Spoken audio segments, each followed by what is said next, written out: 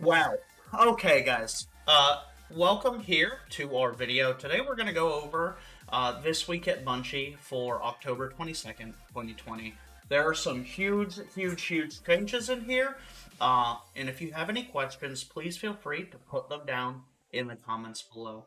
Thank you for tuning in. And if you look forward to this content or you want to see more of this content, let me know. And drop a subscribe or a like if you'd like to. Okay, this week at Bungie, we talk story and sandbox. Before we kick this Twab off, I have to ask, have you watched the new story trailer for Beyond Light yet? Yes, everyone has. Let's get past that. That's not what we're here for. Aramis is on the warpath. Varys warns of catastrophe. The extra stranger has been waiting for you. A few details can be found on the Beyond Light story page on Bungie.net. Check that out. 110, meet 120. 2 weeks ago, we began a conversation about the sandbox tuning for Beyond Light. Armor modifications are getting some hefty changes from reloads to raids. If you missed it, check out the October 8th Twab. You should read that as well. This week, our focus shifts to the weapons in your arsenal. As our mods preview, we have a collection of patch notes accompanied by developer commentary. Alright, we ready? Okay, today we're going to be covering some changes to a few specific weapons. As an example, aggressive hand cannons currently have a 110 round per minute hand cannon rate of fire. We know that. Aggressive frames, they now are 120 hand cannons. And their range, their damage fall off got pushed out. Huge poggers. Adaptive and precision has more impact with damage fall off. Alright, they kicked that out another 5 meters from 20 meters. They gave a 37% buff to magazine size in the 180 round rate of fires. That also affects exotics with the 180 round a minute.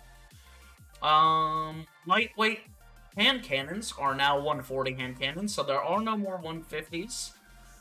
Oh, there is still one 150. We are looking at Sunshot. Sunshot is going to be the only 150 hand cannon in the game. We love to see that. At this time, lightweight, 150 rate of fire hand cannons represent a majority of hand cannon usage in the Crucible. While we experimented with these many different ways to even out lightweight, 150 rate of fire and adaptives, lightweight hand cannons consistently retained a faster time to kill. As such, we opted to equalize the rate of fire. Okay, so that's just a balance thing. More on that below. Okay, so 600 auto rifles are getting attuned. Sniper rifles. Sniper rifles to feel powerful. Okay, what do they do? Aim assist is changed or is affected by zoom level now. Lower zoom level scopes have less aim assist, so that's gonna hurt Beloved, Revoker, those kind of guns. Hey, how's it going, Ninja? Let me record this video and then I'll catch up on chat, guys. Lowest zoom scopes have the largest reduction in aim assist. Highest zoom scopes have a small increase. That's good to see. In Season of the Worthy, Adaptive Archetype, 600 rate of fire, was given a buff. We're pulling that back a little bit to keep it in check with other auto rifle archetypes. Adaptive, damage per bullet reduced from 15.75 to 14.25. They want to note that prior to Season of the Worthy, the damage per bullet was 13.75. So they're still more powerful than they were, but they're going to be less prevalent, I think. You're going to see, you know, gnawing hunger melting you a little bit less. Scout rifles, they got an aim assist buff. It's at maximum 15% wider for the cone. Rocket launchers now get 1 or 2 more rockets in the reserves. That's heckin' huge. You'll love to see that. The following is a list of surgical changes for select weapons based on player feedback. Some of these changes apply to weapons that are a little too far ahead of other options while applying only small buffs to increase the weapon's effectiveness. Outlaw. Okay, so Outlaw is now going to be better on aggressive fire hand cannons. Merciless. More reserve ammo. We love to see that. Mountaintop. Okay, we've had a ton of feedback that Mountaintop feels a bit over the top in Crucible. Okay. Specific pain points. One-shot body shot with infinite range. Quick and easy cleanup of wounded guardians, even from around corners. Deals high splash damage, rewarding players certain accuracy. Perfect in-air accuracy allows guardians to rain down death, and there's not much the grounded guardian can do to respond. All of those are true. Alright. Here are the changes intended to address those points. Reduce splash damage by 1/3. That's good.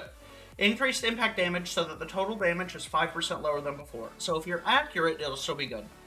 Reduce the projectile velocity multiplier for the micro missile perk from 1.4 to 1.2. It's now 20% faster than other breach-loaded grenade launchers rather than 40. That's good. Reduced in-air accuracy. Okay, it's around 7 degrees of inaccuracy without the Icarus grip mod. Falling guillotine. No, you've done my boy, Bungie. Reduce the heavy attack damage by around 24% to bring it in line with other swords. We love to see that. Falling Guillotine will continue to be slightly above average, just not to the extent that it is now. Mida Multi-Tool and Mida Mini-Tool. Alright. They gave it the Drang. Okay, so they're updating the Mini, the Drang. They're updating those so that they can stay in the game and those weapons can still be used, which makes sense. You don't want to sunset those weapons because they tie directly to those exotics. That makes sense.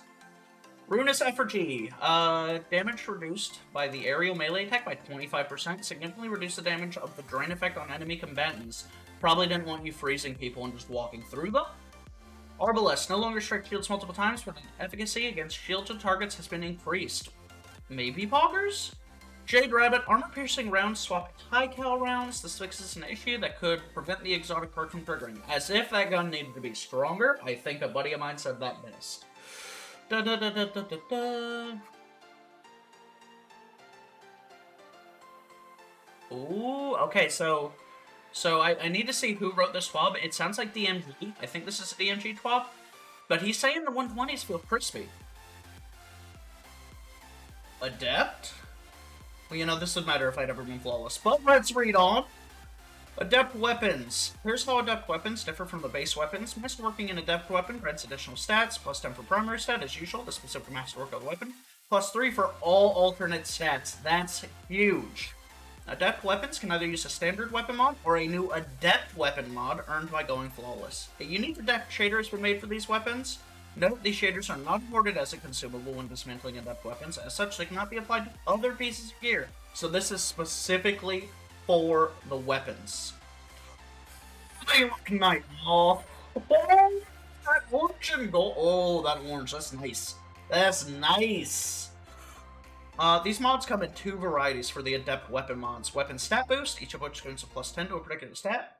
Or, versions of the same existing mod grant an improved bonus, but with a downside. Basic version mod between Glow, Adept Mag, plus 40 Mag, minus 20 Handling. Okay.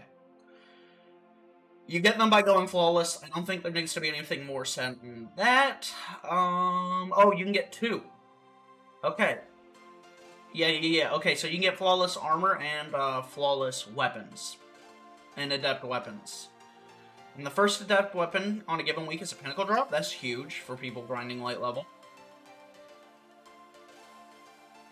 Alright, guys. Let me know what you think in the comments below for this video. Thank you for tuning in, thank you for stopping by, and I can't wait to see you on the next one.